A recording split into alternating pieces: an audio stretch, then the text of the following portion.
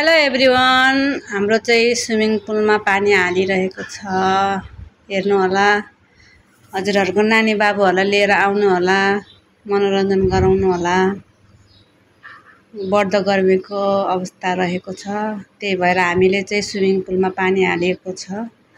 हजुरहरूले यदि इच्छुक हुनुहुन्छ भने नानी बाबुहरूलाई लिएर आउनु होला।